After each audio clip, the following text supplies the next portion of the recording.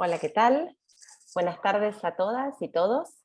Estamos muy contentos con Laura, que nos estén acompañando hoy en el primer encuentro de la Comisión de Diversidad. Es el primero del año 2021, así que bueno, realmente a todos los que nos vienen acompañando desde el año pasado y a los que se suman, les damos la bienvenida. Ya que estamos en un grupo de gente conocida y gente nueva, queremos también compartir esta linda noticia que tenemos. Vamos a formar parte este año, la Asociación Argentina de Ética y Compliance, junto con la Universidad del SEMA, ya estamos en la 15ª edición, llevan adelante la certificación internacional en ética y compliance, con más de 900 certificados. Y este año vamos a incorporar una nueva clase, que es la clase de diversidad, que junto con Laura vamos a estar dando. Así que bueno, queríamos aprovechar esta oportunidad para aquellos que todavía no estén certificados, aprovechen la posibilidad de hacerlo, que se inscriban. Hay 2 cursadas a lo largo del año, una arranca en el mes de abril y la otra en septiembre, y bueno, sería un gusto para nosotras y para todo el equipo de la asociación que nos estén acompañando durante la cursada. Así que bueno, en principio saludarlos, agradecerles a todos ustedes por estar acá, y bueno, dejarla a Lau para que también los salude. Hola a todos, gracias Fer, gracias por acompañarnos, también como dice Fer vemos gente conocida y gente nueva, así que bueno, bienvenidos a todos a esta primera reunión de este segundo año, estamos inaugurando el segundo año de nuestra comisión, parece mentira, con lo cual les agradecemos a todos, agradecemos a la Asociación Argentina de Ética y Compliance por este espacio, a todos los que nos apoyan, a todas las WIC que nos acompañan, y bueno, a todos los que nos hacen llegar sus comentarios y siempre aportan para que nuestras reuniones sean útiles y abordemos los temas que a ustedes les interesan. Creo que estamos en un momento muy especial en estas temáticas de diversidad e inclusión. Justamente esta mañana escuchaba que la Suprema Corte de la Provincia de Buenos Aires había ratificado un fallo de casación, rechazando un recurso extraordinario de los acusados, mandando a hacer un nuevo juicio en el caso de un femicidio ocurrido en 2016, por haber tratado la sentencia de primera instancia del caso sobre la base de estereotipos de género discriminatorios. Algo así dijo el Tribunal de Casación que toma la Corte para tomar esa decisión, la Suprema Corte. Creo que es algo muy importante. Ya la justicia ya lo había hecho en el ámbito laboral, ahora empezamos a verlo también en cuestiones penales. Por lo tanto, creo que estamos transitando un camino, como el año pasado hablábamos con nuestros distintos speakers, un camino que ya es muy difícil desandar, y creemos que solo queda ir para adelante. Hoy nos acompaña un speaker muy especial, ahora Fernanda lo va a presentar. Para nosotros es muy importante tenerlo, más cuando el lunes próximo, que el 17, es el Día Internacional contra la Homofobia, Transfobia y Bifobia. Creo que es muy importante que pongamos de resalto y en todos nuestros, cada vez que tengamos posibilidad de llegar a una audiencia, toquemos estos temas. Las preguntas, por favor, por el Q&A, y ya los dejo con Fernanda, que nos va a presentar a nuestro speaker. Bueno, acá estamos con nuestro invitado de lujo, Antonio Aracre, que nos está acompañando hoy. Así que bueno, voy a hacer una breve introducción. Gracias por aceptar la participación. Es un gusto acá tenerte entre todo este grupo humano, que si bien no nos podemos estar viendo todos, nos sentimos muy cerca. Así que va a ser un lindo momento y un lindo encuentro. Te voy a presentar brevemente una bio, así después podés intercambiar y aportarnos muchas cosas interesantes. Antonio es egresado de la Facultad de Ciencias Económicas de la UBA. Él realizó un MBA en la UADE y cursó el programa de alta dirección del IAE Business School. Forma parte de Syngenta desde el año 2000, ocupando diferentes posiciones, y desde el año 2011 se desempeña como CEO para Latinoamérica Sur. Anteriormente formó parte de empresas como Ciba Geigy y Novartis, y participó en diversos think tanks, y se desempeña como profesor adjunto en la carrera de Administración de la UBA. Esto es solamente una breve introducción de todo lo que tiene para contarnos, y bueno, todo lo que vamos a poder charlar. Así que Lau, te invito a que comiences a charlar Gracias, con Fer. Antonio. Gracias, Fer. Hola, Antonio, bienvenido. Te Hola, agradecemos ¿cómo les va? muchísimo que Buenas estés con tardes a nosotros. ustedes. Sabemos que estás hiper ocupado, así que vale muchísimo que dediques estos momentos para charlar con nosotros. Con lo cual, queríamos empezar a charlar con vos y para romper el hielo, desde tu perspectiva de líder, de tantos años de liderazgo en una misma compañía, que fuiste transitando los distintos escalones de una carrera. Nosotros estamos acostumbrados a decir que la vida personal va por un lado y la vida profesional va por otro. ¿Cómo vivís eso vos? ¿Cómo lo has vivido? ¿Qué opinión tenés en cuanto a la relación vida personal, profesional, desarrollo de carrera y liderazgo? Bueno, ante todo, buenas tardes y muchas gracias por la invitación, Fernanda, Laura, y a toda la audiencia. Espero que hayan tenido todos un buen día dentro de las circunstancias que estamos viviendo local y globalmente. Bueno, a tu pregunta, Laura, creo que es una elección un poco personal el tipo de vínculo que uno quiere desarrollar con su equipo y con la empresa en cuanto a la decisión de contar más cosas de la vida de cada uno o no. Hay algo que se valora mucho en los líderes, no solamente empresariales, políticos, sociales, académicos, que tiene que ver con la transparencia y con la autenticidad. Poder mostrarse realmente tal cual uno es, implica de alguna manera no esconder, al menos no esconder ex profeso, aspectos importantes que tienen que ver con la vida de uno. Eso no significa que tengamos que estar diciendo absolutamente todo lo que hacemos o lo que dejamos de hacer, porque eso sí sería como demasiado invasivo de la vida privada de cada uno de nosotros.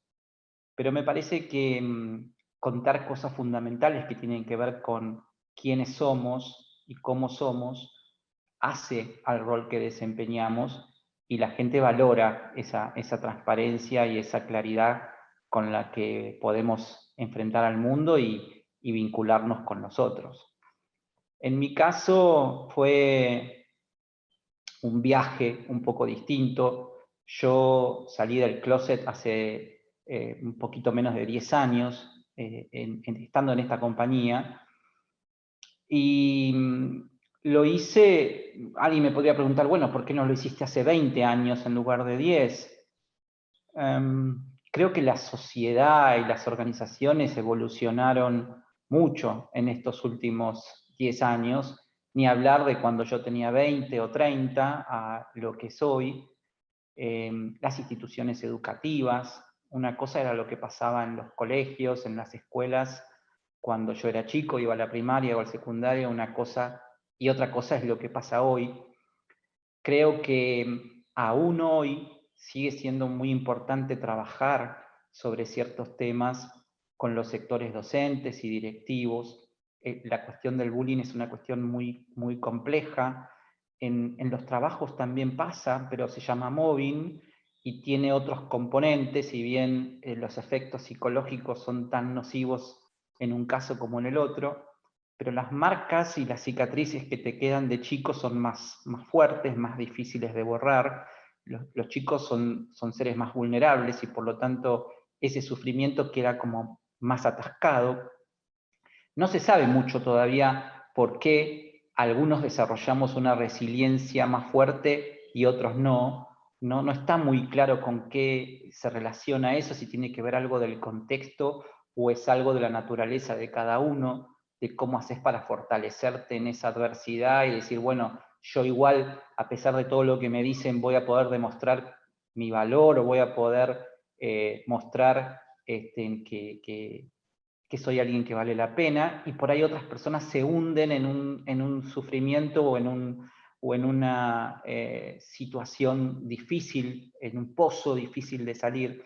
No está tan claro qué es lo que cambia en un caso o en el otro. Hay mucha gente que cree que algunas algunas personas fundamentales de tu entorno en el acompañamiento y en el apoyo son claves para que puedas desarrollar esa resiliencia. Y hay otras teorías que indican que tiene que ver más con la naturaleza de cada uno, de cómo se puede afrontar y salir de esos problemas. Sea como sea, a mí me costó mucho al principio de mi vida, de juventud y de joven adulto, y cuando sentí que la sociedad estaba preparada y la empresa empezaba a hablar de políticas de diversidad y de inclusión y tibiamente empezaba a poner algo en su página web, bueno, que tal vez había una habilitación para hablar de estos temas. Eso también coincidió con un cambio legislativo en la Argentina. En el 2010 se aprueba la ley de matrimonio igualitario, y eso no transforma a la sociedad de un día para el otro, pero sí vos sentís que te legitima, que vos pasás a ser una persona que, más allá de que otros les guste o no como vos sos, desde el punto de vista de la ley contás con los mismos derechos y obligaciones que todas las demás personas. Y esto, que para alguien como vos puede ser totalmente normal y natural desde el primer día que nacen, para muchas otras personas no lo es. Entonces es un cambio muy significativo lo que se produjo con esa legislación. Esa legitimación te ayuda a sentirte mejor emocionalmente, a sentirte mejor con vos mismo, a aceptarte, te vinculas con tu familia, con tus hijos, con tus hermanos, con los seres que te rodean de otra manera, y entonces estás listo, si tenés la suerte de estar en una organización que trabaja estos temas, como me pasó a mí, para poder salir al mundo y contarle realmente quién sos y cómo sos. Y en ese caso para mí se terminó esta historia, volviendo a tu pregunta inicial, de cuánto se guarda uno de la vida personal y cuánto cuenta de la vida corporativa. En mi caso fue un cambio enorme porque me ayudó mucho a desarrollar un vínculo distinto con mi equipo, mucho más genuino, mucho más auténtico, donde ellos mismos me cuentan como que descubrieron otra persona en mí que estaba como medio encapsulada hasta ese momento. Excelente, sí, creo que de alguna manera es una liberación, ¿no? Es sacarse como una mochila, es mostrarse uno tal cual es, y el hecho de ser bien recibido y aceptado por los demás también es como un mimo, supongo, así que eso hace bien y está bueno transmitirlo para que también otros se animen a hacerlo, ¿no? Obviamente, como vos escuché en alguna otra entrevista que te hicieron, no podés garantizar el resultado, no se sabe qué. No garantizás el resultado y tampoco es una obligación hacerlo. Yo siempre le digo a la gente que cada uno tiene sus tiempos y sus momentos y no es obligatorio hacerlo. Yo recomiendo hacerlo, pero eso no significa que sea una obligación. ¿Por qué lo recomiendo? Porque yo creo que estar encerrado dentro de un armario te hace mal.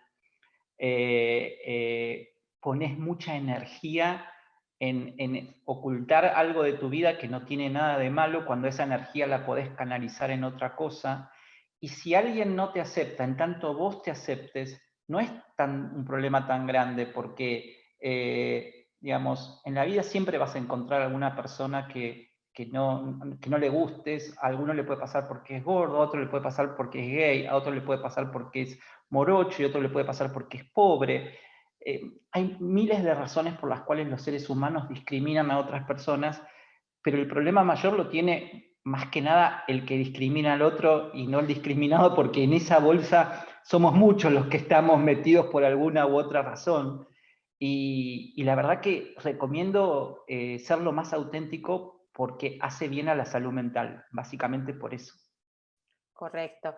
Y te quería consultar, porque ¿vos creés que en el mundo corporativo, principalmente en los puestos de alta gerencia, hay homofobia? ¿Cómo lo ves? No digo dentro de la organización, sino a nivel general. Yo creo que hay homofobia en todos lados, Fernanda. Hay un porcentaje de la población que es homofóbica, hay una parte de la población que es claustrofóbica, hay una parte de la población que es antisemita, hay una parte de la población que es anti-kirchnerista, hay una parte de la población que es, no sé, o sea, en todas las empresas, en el fondo, sobre todo si son muy grandes, no hacen otra cosa que reflejar lo que uno ve en la sociedad.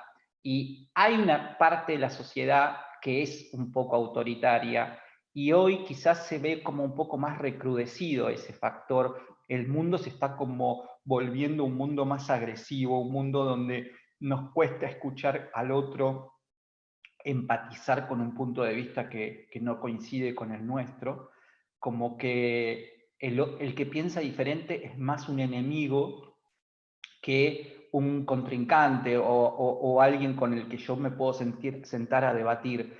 En las empresas pasa lo mismo, también hay pequeños porcentajes de personas que tienen estas conductas autoritarias, pero no más que en la sociedad. No se da en las cúpulas de las organizaciones, o por lo menos yo no lo percibo, una mayor homofobia de lo que se puede dar en las sociedades en general. Gracias. Sí, esto es muy interesante esto que estás diciendo, porque bueno, nosotros somos como Mirta, ¿viste? Al invitado lo estudiamos y miramos lo que dice, los videos, ¿Y está en suerte también? hacemos los deberes, ¿eh? Que ¿Está en esperemos. suerte? Sí. Obvio, obvio Mirá, que por tenemos ahora suerte. todos los que pasaron por acá, después... Pero aquí estamos. Vos hablabas de algo que estabas diciendo ahora, se relaciona con algo que me gustó mucho, que dijiste en una entrevista, que diversidad también es aceptar al que piensa distinto, ¿no? Esa es la más difícil de todas, porque, viste, es como, no, yo tengo un amigo gay, o yo tengo un amigo negro, o yo tengo un amigo judío, viste que hay gente que se considera abierta de mente porque tiene uno o dos personas con las que desarrolló un vínculo, pero a sentarte a dialogar y a consensuar un camino a seguir diferente al que vos pensás, y cuanto más arriba de la organización estés, más aún es una de las cosas más difíciles. Las personas que tenemos un liderazgo, digamos, establecido en muchos años, tenemos una tendencia que permanentemente te la tenés que autodesafiar y corregir, y por suerte siempre hay un equipo al lado tuyo que te lo va marcando, pero vos tendés a juntarte con gente que piensa parecido a vos.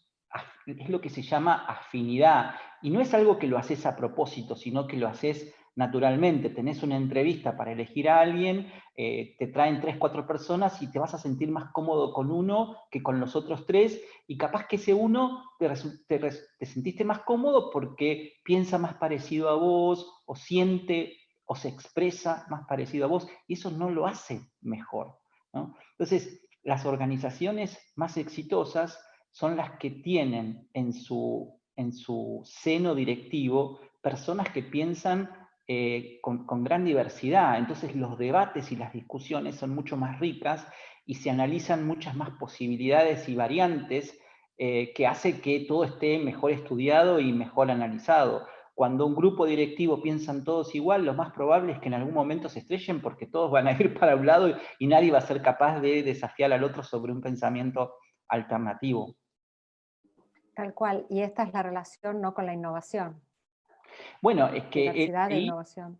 ahí es por donde viene el caso de negocios, ¿no? Porque muchas veces me han preguntado, las empresas, sobre todo las grandes, cuando hablan de diversidad e inclusión, ¿no? Pues me gusta mucho, después podemos hablar un poquito de la diferencia entre diversidad e inclusión, que me parece algo valioso, pero volviendo al tema de la diversidad, las empresas lo hacen convencidas de que esto es algo importante, algo bueno, o lo hacen porque es políticamente correcto y corresponde hacerlo. Y yo creo que ni por una cosa ni por la otra. Las empresas comprendieron, a fuerza de golpes, que la diversidad es un caso de negocios, y que tener líderes diversos en su organización incrementa la capacidad de innovar, y por lo tanto la performance es mejor. Entonces por eso fomentan la diversidad.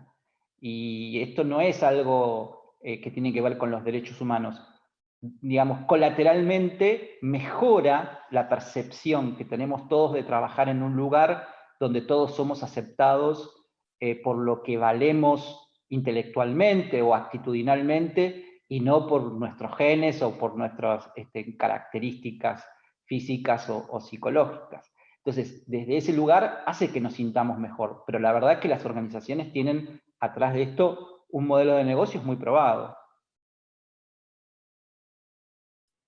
Y yo justamente a lo que vos ibas a comentar, estaba con la idea justamente de preguntarte eso, si considerás que las empresas que promueven la diversidad son realmente diversas.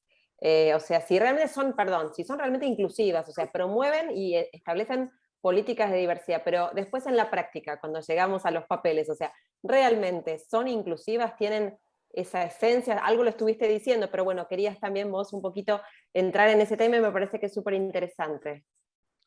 Yo creo que es un viaje, Fernanda, cuando una organización decide pensar cómo volverse más diversa. Los primeros gestos son publicar un statement en su página web, darle mucho foco a las políticas de género, hacer que el porcentaje de varones y mujeres en los planos directivos sea más equitativo, que no haya diferencias de remuneración.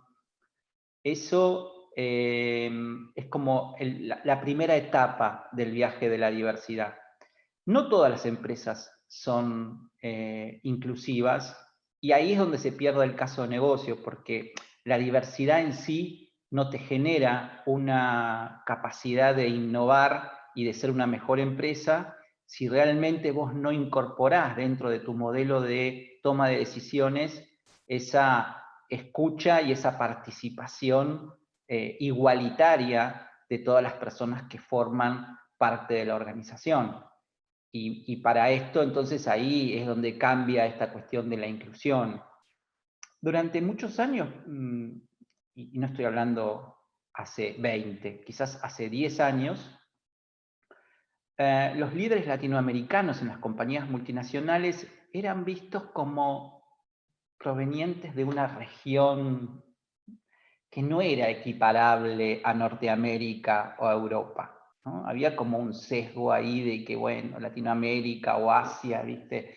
Eran como invitados a la mesa porque eran regiones con un potencial de venta que de alguna manera alguien tenía que estar informado de cómo venían los negocios allí, pero no se podía equiparar, digamos, la voz y el voto de un líder proveniente de Norteamérica o Europa que de uno proveniente de Latinoamérica o Asia. Eso en los últimos 10 años cambió mucho porque, entre otras cosas, los accionistas se dieron cuenta que el futuro estaba mucho más en Latinoamérica y en Asia, y que si no eran capaces de escuchar lo que pasaba en esas regiones, no iban a ser capaces de crecer y de profundizar su modelo de negocios. Entonces, ahí es donde se dieron cuenta que con sentar a la mesa al latinoamericano y al asiático no alcanzaban, y que tenían que procurar un sistema de toma de decisiones más inclusivo, donde digamos, la escucha fuera más profunda y la capacidad de influir en la decisión también. A mí me gusta mucho decir una frase que no es mía, me la contó una anécdota una colaboradora hace un tiempo, que decía que la diversidad tiene que ver cuando uno hace una fiesta en su casa y quiere aparecer como alguien abierto de mente. Entonces vos entrás a la fiesta y te encontrás con personas distintas, ¿no?, a lo que por ahí vos te imaginabas. Ahora, la inclusión la vas a ver en el baile.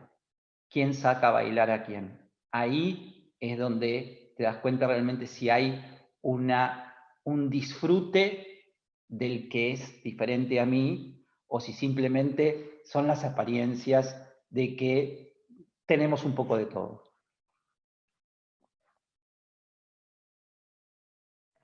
Y en este camino hacia la diversidad, hacia políticas de diversidad e inclusión en una compañía, ¿cuál es para vos el rol del líder?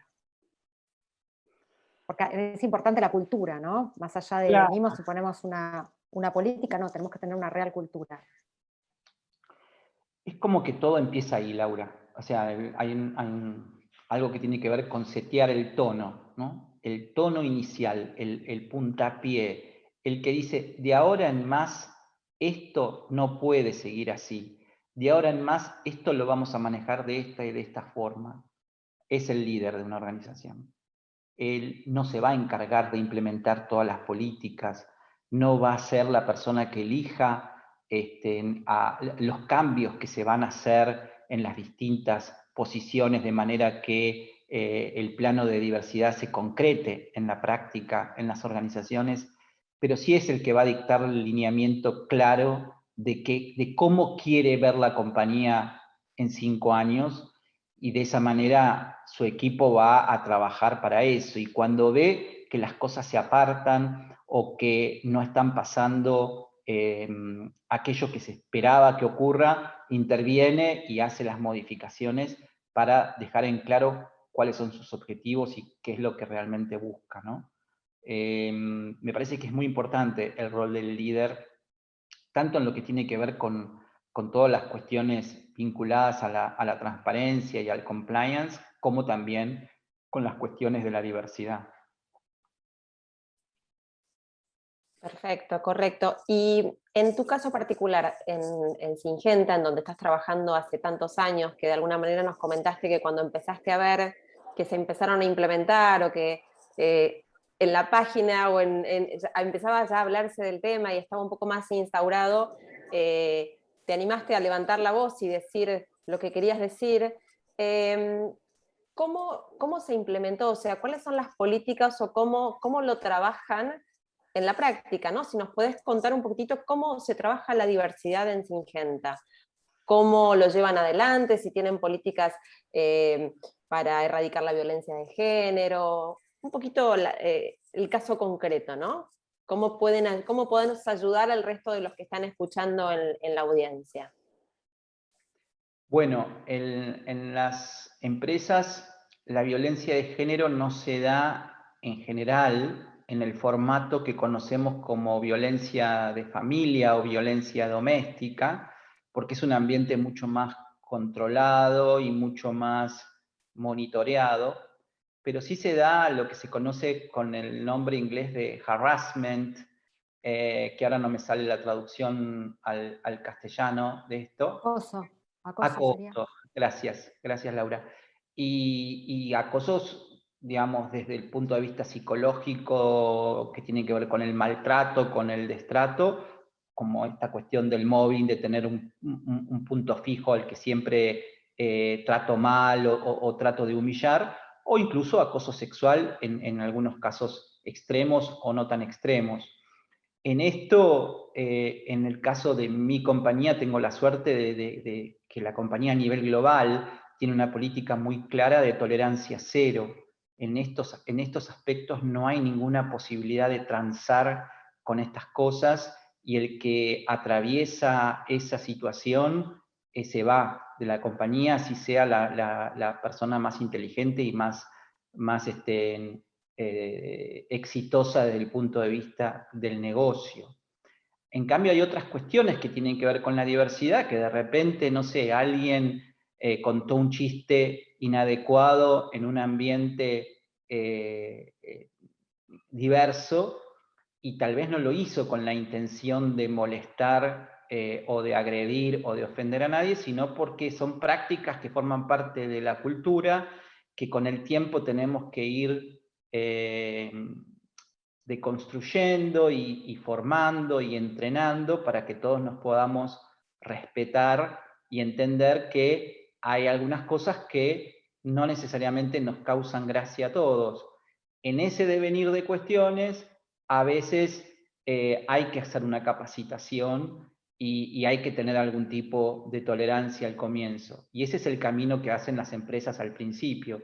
Mucha formación, mucho entrenamiento, muchos cursos de concientización.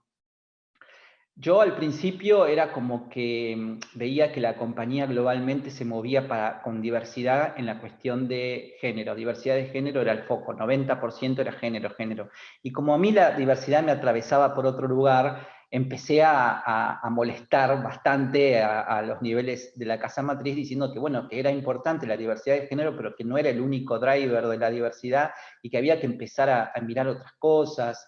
El tema generaciones es un tema muy complejo, la gente mayor se siente completamente excluida, el tema de nacionalidades en una empresa multinacional, cuando sos muy minoría también te sentís como que sos un poco sapo de otro pozo y no te incluyen en las conversaciones. Por supuesto el tema de la diversidad sexual, pero el tema de la diversidad sexual que se ha progresado mucho en aceptar al varón gay o a la mujer lesbiana, no ocurre lo mismo con las personas trans. Las personas trans todavía tienen mucha dificultad de ser incluidas en el ambiente laboral, en parte porque, desgraciadamente, por un montón de situaciones que vienen ocurriendo históricamente, no siempre tienen la capacitación para poder iniciarse en una organización digamos, de las características de una empresa grande. Y en otra parte porque hay mucho prejuicio también. Es decir, que hay muchos temas para trabajar y para seguir mejorando.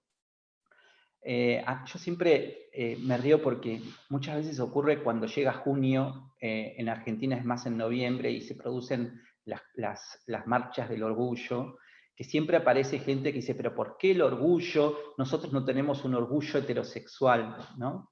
Y es verdad, no existe un día del orgullo heterosexual, pero me parece que no es necesario que exista un día del orgullo heterosexual porque no hay una heterofobia, no hay una historia de derechos que aún no se obtienen. Hay muchos países del mundo donde todavía sigue siendo ilegal la homosexualidad o condenada a muerte en algunos casos. Entonces me parece que, digamos, un chico de 17 o 18 años, cuando es heterosexual no tiene que hablar de sexo con sus padres, pero cuando es gay o lesbiana se tiene que sentar en algún momento con ellos a decirles que lo es, ¿no? En algunos casos pasa eso. En un trabajo nadie cuenta ni dice yo soy heterosexual. Sin embargo, hay algo que parecería que si vos querés ser 100% auténtico, en algún momento si sos gay se lo tenés que contar a tu jefe o a tus compañeros de trabajo. Bueno, por todas esas razones, porque todavía no está naturalizado, es que el Día del Orgullo tiene sentido y porque no todas las personas pertenecientes al colectivo LGBT digamos, tienen una vida del mismo tenor de las que tienen las personas que nacen heterosexuales. Totalmente de acuerdo, ¿no? Han sido muchas batallas por dar, muchas ganadas y otras todavía en curso, ¿no? Así es. Y en este proceso de implementación de estas políticas de inclusión y de diversidad, ¿no? Ya sea las que venían de casa matriz o las que fuiste implementando a lo largo de este tiempo, ¿encontraste resistencias? ¿Cómo fueron las reacciones de la gente? Mira, resistencias he visto, por ejemplo, ahora no tanto, ¿no? Pero durante un proceso en el cual nosotros intentamos generar una aceleración de la incorporación de mujeres en los niveles directivos, no te diría que forzamos esas incorporaciones, pero sí tratábamos siempre de que todas las ternas tuviesen la posibilidad de tener dentro de las opciones una mujer. Tanto internas como externas, búsquedas externas como búsquedas internas.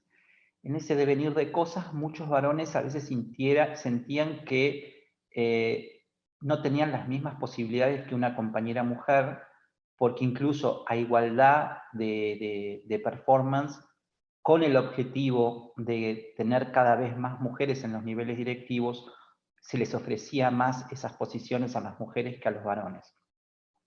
Esa resistencia la he notado, ese cuestionamiento. Después he visto otros cuestionamientos cuando las cosas empezaban a ser un poco más igualitarias, donde los varones empezaban a decir, bueno, pero nosotros ¿por qué no podemos ir al acto de nuestros hijos? ¿O por qué no podemos tener el mismo tiempo de licencia por maternidad que por paternidad? Es decir, se empezó a dar como un movimiento inverso, que me parece positivo en un punto, creo que este mundo se va a volver realmente mucho más igualitario cuando no solamente en los trabajos, sino también en casa, papá y mamá, varón y mujer, sientan que tienen las mismas obligaciones y los mismos derechos en casa, cosa que me parece que todavía no estaría pasando del todo. Sí, un comentario antes de la pregunta de Fer. Yo trabajo mucho con empresas familiares y doy en el campo del gobierno corporativo, ¿no? Y doy algunas conferencias o ahora voy a empezar a dar clases en un programa ejecutivo. Y siempre cuando te preguntan el tema de diversidad, ¿hay diversidad en la empresa familiar?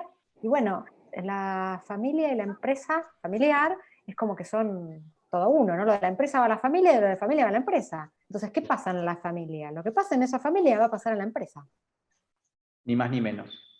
Y como somos en casa, vamos a hacer en el trabajo también. O sea, no se puede pretender que la gente simule todos los días de su vida 8 horas de trabajo por día. Por lo tanto, esto de que uno es de una manera en casa y de otra manera en el trabajo no ocurre. Y finalmente somos un ser humano integral que no puede disociarse y que necesita tener un equilibrio bastante razonable entre lo que piensa, lo que dice y lo que hace. Yo voy a prender la luz porque está oscureciendo y si no, prontamente me voy a ver medio raro. Denme un segundo nomás. Perfecto. No hay problema. Yo ahora me veo más iluminada, me veía más oscura. El tema de las luces.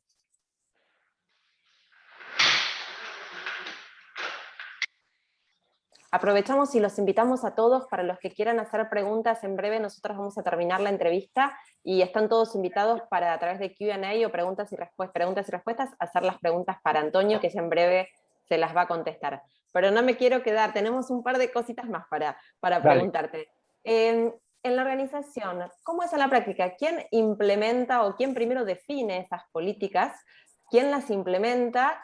¿Y quién las aprueba, ¿no? Las políticas de diversidad, o cómo fue en un principio.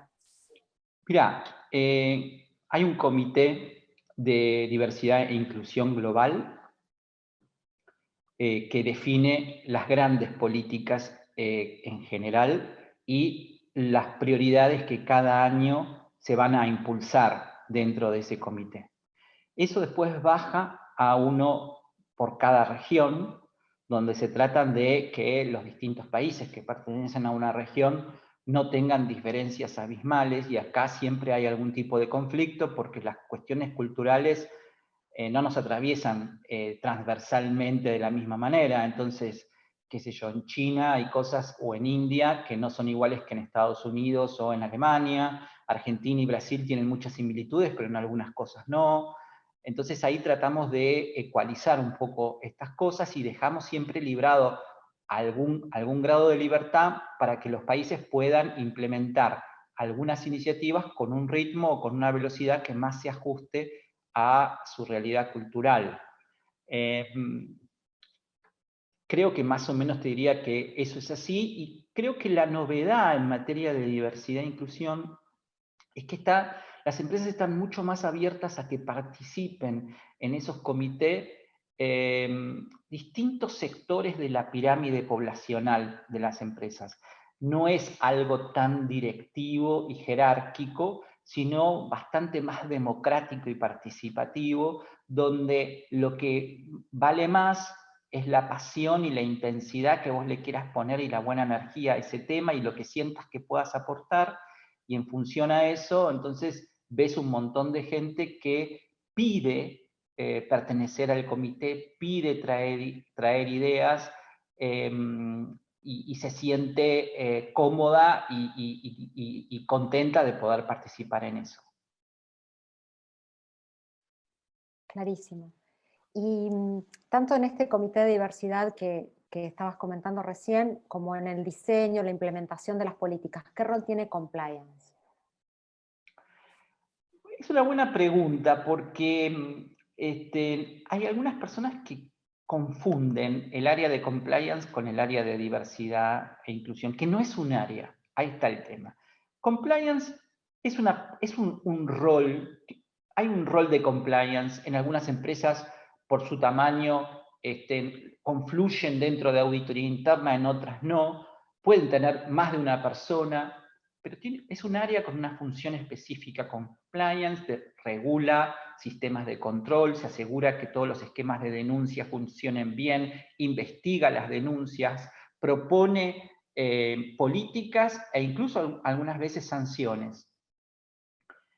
La diversidad e inclusión es un tema que atraviesa la corporación en todos los ámbitos, tiene mucho más que ver con recursos humanos, cómo hacemos para que los talentos de la organización se sientan más contentos de trabajar en un ambiente de trabajo así, quieran quedarse, y cómo hacemos para atraer a talentos que no están en la organización y que dicen, ¿cómo me gustaría laburar en una empresa así? Porque tengo un amigo que está y me contó tal y tal cosa, o mi hermano trabaja ahí, y estas tienen más que ver con el boca a boca y cómo se vive en un ambiente inclusivo y cómo se cuenta hacia adentro y hacia afuera eso.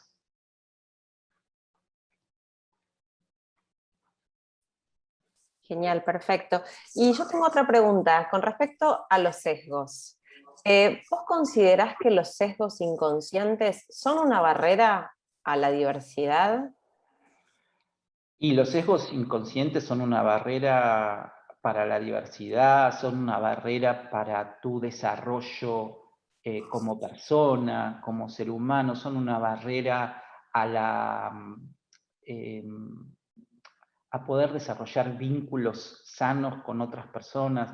Cuando yo parto de la base de que yo pienso que todas las personas que tienen el pelo largo son sucias, hablando de varones ahora, ¿no? Por supuesto que hay gente que el que tiene pelo largo, bueno, no se lava la cabeza.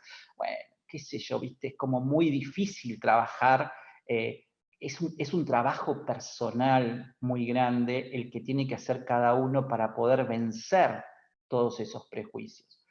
Lograr un mundo de cero prejuicio es ideal, es como medio ingenuo, pero creo que todos nos volvemos mejores personas cuando somos capaces de valorar al otro, rompiendo esos mecanismos de autopercepción inicial que tenemos respecto a determinadas cosas. Si nos podemos despojar de estas cuestiones y mirar al otro sin ningún prejuicio, y bueno, vamos a tener una vida mejor y vamos a hacer que la vida de los demás sea mejor también. Yo creo que eso tiene mucho que ver con qué es lo que uno quiere en la vida para uno, ¿no? ¿Cómo querés vivir tu vida? ¿Querés vincularte con los demás desde un lugar más amoroso, más respetuoso? ¿O buscas un camino de confrontación, un camino de distancia, un camino de disputa? Bueno, esto a la larga termina traduciéndose en un montón de cosas, también en las empresas y en las instituciones. Sí, lo que vos decías recién me hacía acordar a la teoría de la supervivencia de las especies, ¿no? Que muchos años se vivía en ese paradigma. Las especies luchan por la supervivencia entre ellas, quedan más fuertes, y la teoría más moderna, actual, es la de colaboración, ¿no? Es como todo un cambio de visión y cosmovisión, ¿no? Y a veces profunda.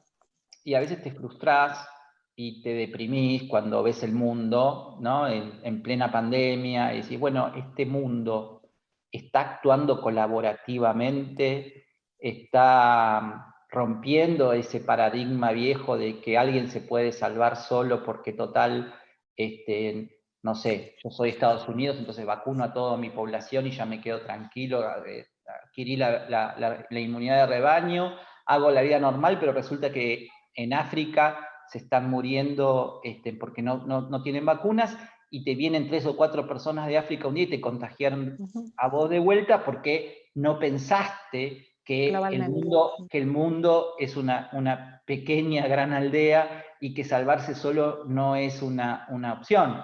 Entonces esto, después de salir a decir, bueno, ok, despojémonos de las patentes después que te comiste todas las vacunas, tampoco es una solución, porque la verdad es que soltar las patentes es como, digamos, darle una caña de pescar a alguien para que vaya a pescar, pero no le decís que tiene que poner la carnada, dónde está el pescado. Es decir, soltar patentes sin repartir tecnología, sin transferirla, sin empezar primero a provisionar vacunas, es una manera muy elegante de lavarse las manos. Me parece que una de las cosas que nos deja esta pandemia de tristeza y de frustración es que el tema de la colaboración no está funcionando muy bien.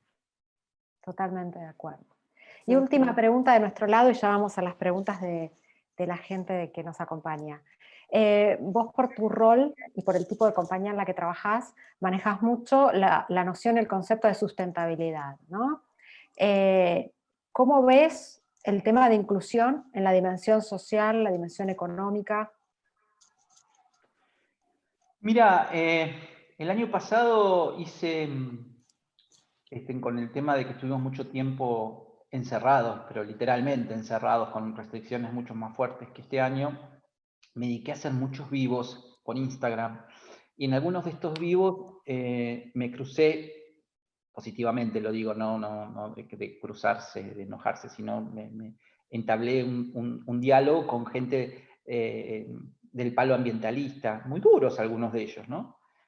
Y yo creo que la dimensión de la sustentabilidad digamos, tiene una impronta fuertísima en el mundo que viene, digamos. O sea, me parece que yo cuando hablo con mis dos hijos de 20 y pocos, me doy cuenta que cuando yo tenía la edad de ellos, ese tema no estaba en mi lista de cositas en mi cabeza, y ellos, yo siento como que cualquier cosa que hablamos, lo primero que me salen es con esas cosas, ¿no? Entonces me doy cuenta que ya vienen con un formato mental distinto, con un mapa mental distinto. Pero hay un tema ahí, ¿no? Y que, digamos, en la Argentina se ve más patente, pero el mundo no es tan distinto de Argentina tampoco, y es que cuando vos tenés una pobreza del 40 y pico %, todo lo que hagas desde el punto de vista de la sustentabilidad, entendida como cuestiones ambientales y sociales, tiene que tener la pata económica presente, porque implementar cuestiones ambientales sin tener en cuenta el efecto en la producción o en la economía no puede ser a costa de seguir perdiendo puestos de trabajo o incrementar la pobreza. Entonces me parece que sustentabilidad es tener en cuenta el mundo que queremos desde un punto de vista ambiental, desde un punto de vista social, desde un punto de vista económico, y que todas esas cosas más o menos tengan y convivan en una cierta armonía. Una de las grandes preocupaciones, Laura, que yo tengo, digamos, y que veo que esta pandemia profundizó, o si querés, desnudó, es el tema del empleo a futuro. ¿Qué tipo de empleos formales va a generar la economía mundial en los próximos 10 o 20, 30 años, cuando da toda la impresión de que hay muchos roles que ya no se van a necesitar, que quedó claro que no hacían falta? Y ¿está la gente preparada para iniciar un cambio de paradigma de ser empleado a ser empleador, a ser emprendedor, a manejarse en otro tipo de esquema contractual? No estoy muy seguro que nuestras instituciones educativas hoy formen a los alumnos con esa mentalidad. Muy Sí, interesante. totalmente. Y eso también tiene mucho que ver con la inclusión, ¿no? Porque si no hay adaptación, va a haber mucha gente que va a quedar excluida.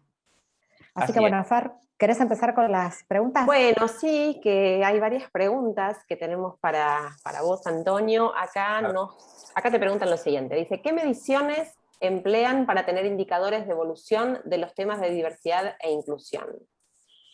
Es una excelente pregunta y es una de las cuestiones más difíciles de abordar, porque nos manejamos con estadísticas, ¿no? Entonces, por ejemplo, decimos, bueno, a ver cuántas personas tenemos en puestos de liderazgo de acuerdo a las generaciones, más de 50, entre 40 y 50, entre 30 y 40, etc. ¿Cuántas personas incorporamos mayores de 50 años o de 55 años en los últimos 3 años? ¿Cuántas mujeres y cuántos varones tenemos en la posición N-1, N-2, N-3? ¿Cómo era este ratio hace 3 años? Pero la realidad también es que si vos querés ponerte un objetivo es muy difícil no caer en el tema de las cuotas y de los cupos.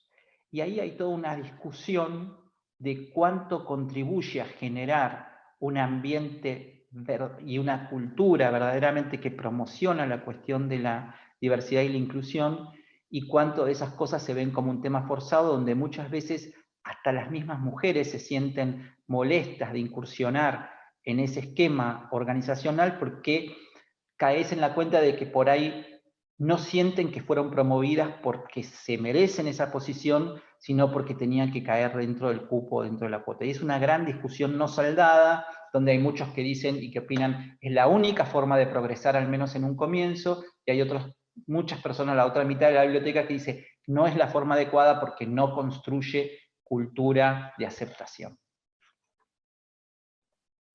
Gracias, Antonio. Para todos los que nos acompañen en el curso SEC, en nuestra clase, vamos a abordar este tema con Fernanda, que es un tema apasionante y hay mucha experiencia en Europa. Hay experiencia en Europa, principalmente en temas de directorios. Sí, vamos a abrir debate, vamos a abrir debate. Bueno, seguimos. Diego Pérez quiere saber cómo tratan el tema de diversidad en cuestiones de ideas políticas, fe y creencias. Bueno, como cualquier otro tema, aceptando el pensamiento diverso, ¿no? y promoviendo debates constructivos. Tratamos de no caer en esta cosa que a veces se ve en la televisión cuando dos personas de ideas diferentes en lo político se tratan como si fueran bandos enemigos en lugar de personas que tienen un pensamiento diferente sobre un mismo tema, porque lo que tratamos de construir todos juntos es que todos queremos un objetivo común, que es estar mejor. Algunos piensan que es por acá y otros piensan que es por acá, pero el objetivo común es siempre el mismo, y eso es lo que nunca tenemos que perder de vista. No es que unos quieren el mal y otros quieren el bien, solo que para encontrar ese punto de bienestar, algunos creen que hay atajos, otros que no, y en esa discusión me parece que se puede ganar en respeto, en empatía, sin caer en agresiones de ninguna índole. Hoy, por ejemplo, está muy vigente con todo lo que está pasando en Medio Oriente, la cuestión de vuelta de los palestinos y de los judíos, y si fue una sobrereacción o no, y todo esto. Y nosotros tratamos siempre de que todos los debates se manejen dentro de una máxima respetuosidad. Porque también en el fondo somos muy conscientes de que atrás de todo esto hay seres humanos que sufren. Y entonces, por respeto a esas personas, también tenemos que ser muy cuidadosos de nuestras palabras. Perfecto, gracias. Acá tenemos otra pregunta de Kimberly Suárez. Es algo similar a lo que veníamos hablando, me parece, con respecto al tema cupos, pero voy a la pregunta concreta. ¿Cómo manejar a nivel empresarial promover un entorno más diverso e inclusivo sin caer en discriminación positiva? ¿Qué se necesitaría? Bueno, me parece que lo que se necesita es empezar por generar desde los mandos más inferiores y de los pisos organizacionales, de las superficies organizacionales, políticas que hagan que las mujeres no tengan que optar en el momento de planificación familiar si siguen adelante con su vocación de familia o si siguen adelante con su vocación profesional. Hay empresas que por el tipo de exigencia o por el tipo de inflexibilidad en las formas contractuales hacen que sus colaboradores en un momento dado se vean atascadas en sus posibilidades de seguir creciendo o básicamente tienden a expulsarlas, no de manera directa, sino de manera indirecta, no facilitándoles el trabajo con un soft landing cuando vuelven de la maternidad, con una licencia extendida, con un part-time, con un montón de cosas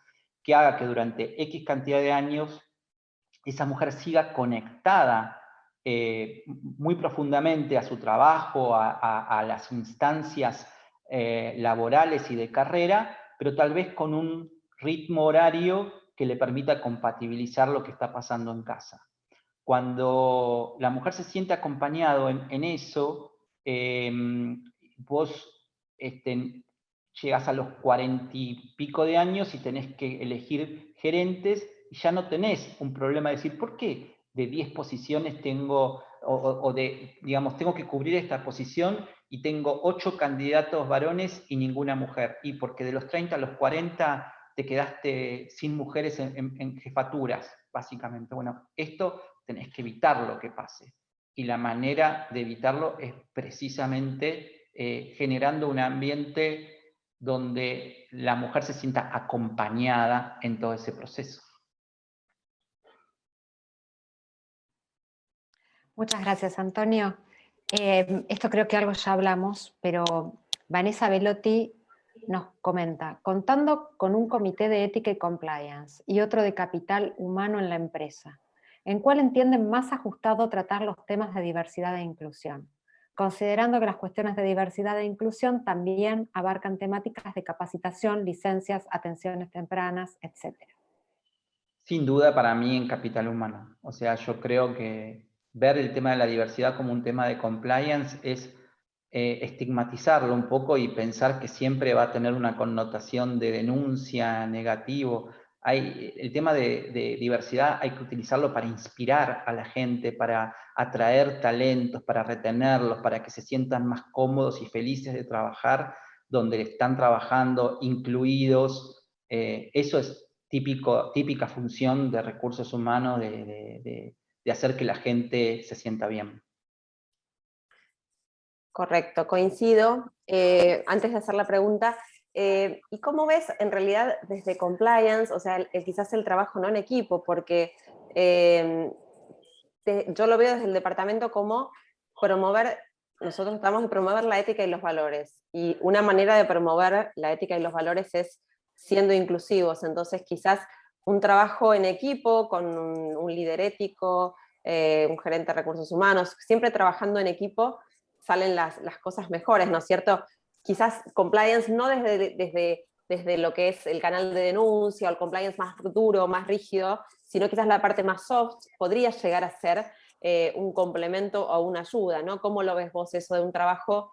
No, hay una complementación sin duda, Fernanda, y creo que el rol de compliance es crítico en esto que yo mencionaba de la cero tolerancia a determinadas cosas. Es decir, una cuestión de acoso sexual o incluso acoso psicológico tiene tolerancia cero, hay una denuncia, se investiga y si la persona es considerada responsable de eso que hizo, se tiene que ir de la organización. Esa investigación le compete a compliance y la decisión de sacar a la compañía al líder, a sacar a esa persona de la compañía al líder. Y ahí el área de compliance es crítica. Lo que quiero decir es que no podemos limitar el tema de la diversidad e inclusión a la cuestión vinculada con las denuncias, sino que en realidad eso deberíamos tratar de que sean una excepción y que la diversidad y la inclusión sean un montón de políticas y temas que hacen que la gente se sienta más cómoda trabajando con nosotros. Sí, agrego muchas preguntas más. Ahí, Lau, sí, ¿querés completar con esa? Sí, no, quería agregar una cosita y ahora vamos a seguir con esta porque todas se colaron preguntas que tienen que ver con esta temática, así que vamos a cambiar el orden. Que además es muy importante desde el punto de vista del compliance que la diversidad y la inclusión esté como un valor dentro del código de ética, ¿no? Claro. No necesariamente que las políticas concretas, política de violencia, política de contrataciones, etcétera, ahí intervendrán recursos humanos y las distintas áreas. En este sentido, seguimos con este tema. Alejandra nos cuenta, si bien coincido en que recursos humanos es el abanderado de dueño de estas iniciativas, de las concientizaciones y capacitaciones, compliance debería tener alguna intervención en estas dinámicas como complemento. ¿Se pueden tomar esas capacitaciones de recursos humanos dentro del plan de compliance? Bueno, creo que esto es lo que veníamos comentando, ¿no? Sí. A ver, creo que hay cuestiones para capacitar. ¿Qué tipo de cosas debo evitar por respeto, porque molestan, porque la cultura está cambiando, porque tengo que aprender qué es esto, qué es aquello, me tengo que deconstruir y volver a pensar algunas cosas? Todo eso es capacitación.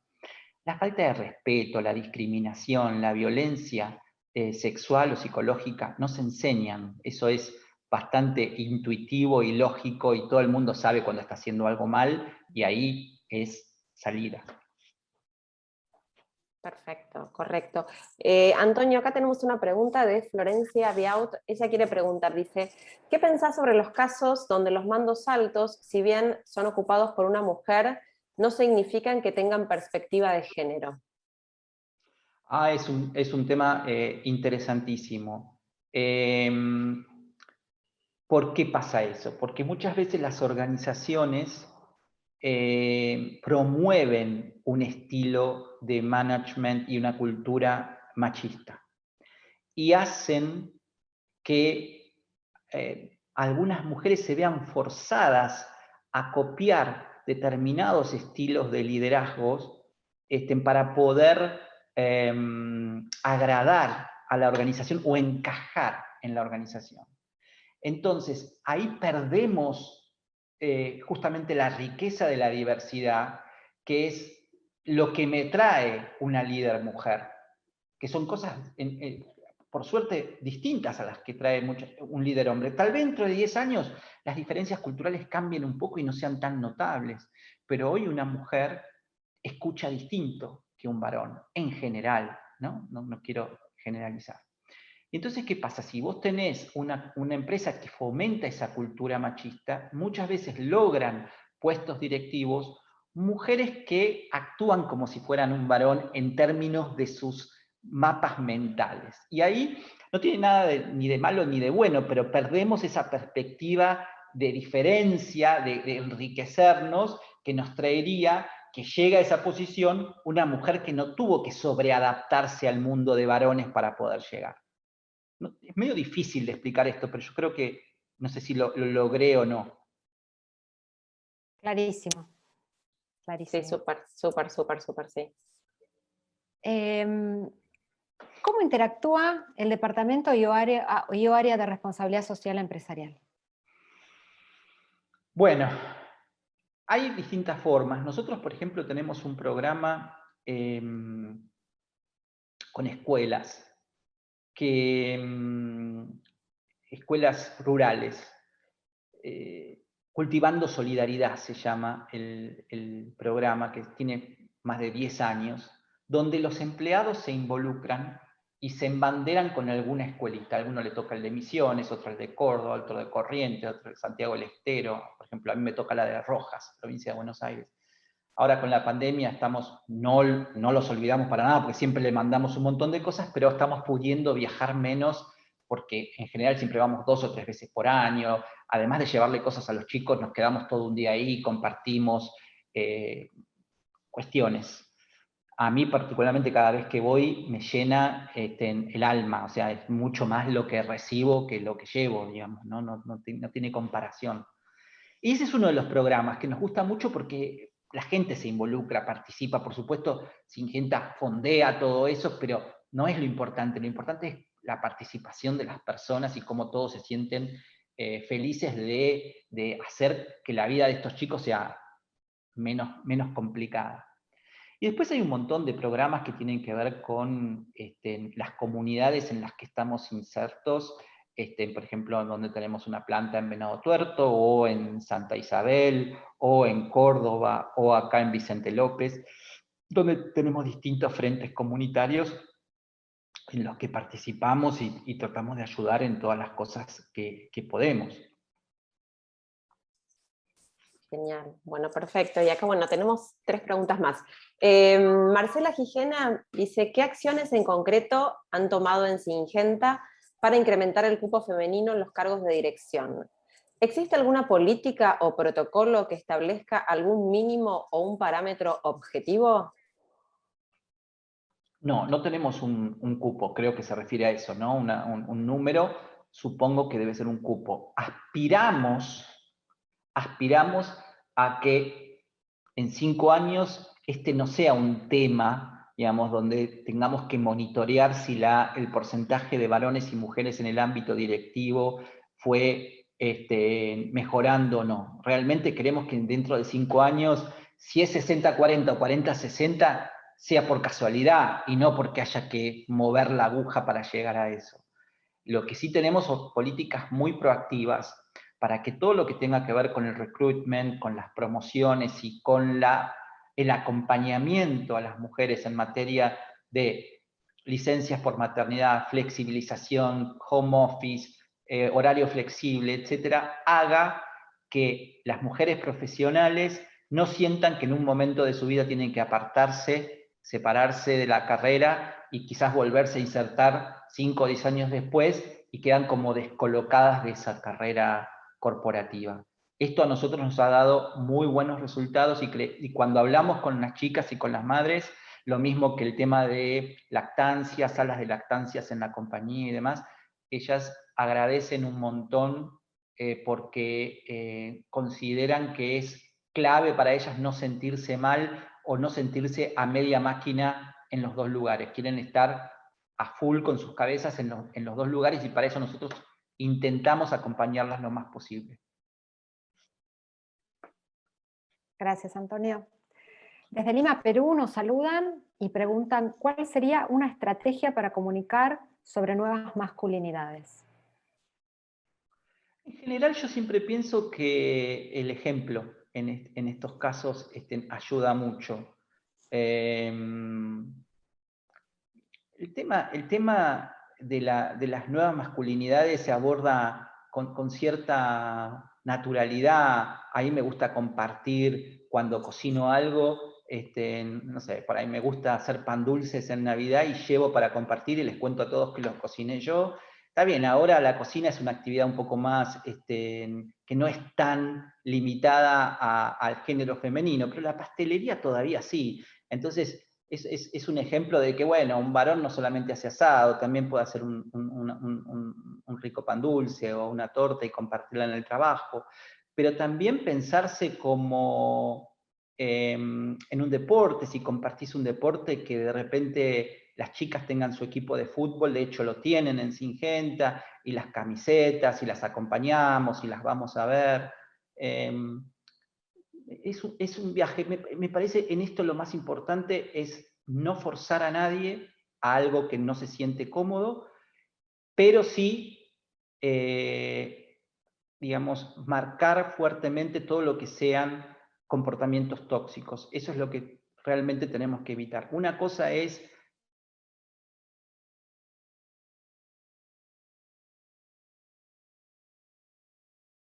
que no haya diferencial de sueldos, etcétera, y otra cosa son actitudes machistas que no son aceptables, ¿no? Gracias Antonio. Acá tenemos otra pregunta que dice, ¿cómo tratar el tema de cómo tratan el tema de la violencia familiar y la corresponsabilidad?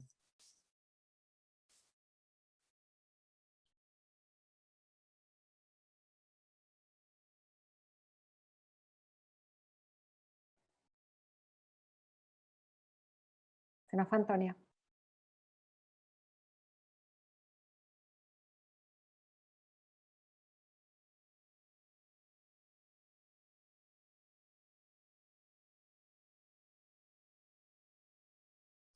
Creo que por suerte respondió casi todas las preguntas.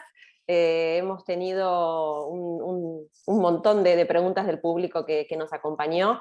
Así que bueno, no sé si va a volver a entrar, pero nosotras nos sentimos muy contentas y muy agradecidas primero con él, con Antonio, con todos ustedes que están del otro lado acompañándonos desde el año pasado y quienes se han incorporado este año a seguirnos y a trabajar en conjunto, ¿no es cierto? Porque creo que esto es un ida y vuelta, creo que es algo que podemos ir haciendo entre todos. Bueno, a la asociación obviamente, a Bianca que desde atrás está monitoreando todo y ayudándonos. Así que bueno, Laura, no sé si vos querés hacer el cierre. Sí, bueno, una pena que se nos haya caído Antonio, justo. Teníamos una pregunta que era más abarcativa de cosas que estuvimos hablando y esta última que era distinta. Pero bueno, la verdad muy contentas de que Antonio nos haya acompañado, es una persona súper ocupada, nos costó bastante poder coordinar día a hora, así que muy contentas de que hayamos podido concretar esta reunión, que haya sido la primera y que ya hemos empezado con este tema, con un hombre y con alguien tan interesante que tenía cosas tan tan importantes para comentarlos. Así que Así es. bueno, les agradecemos mucho por habernos acompañado y vamos a tener novedades, ya estamos preparando próximas reuniones, próximas Así es. actividades, con lo cual nos vemos muy pronto. Nos vemos prontito. Gracias a todos.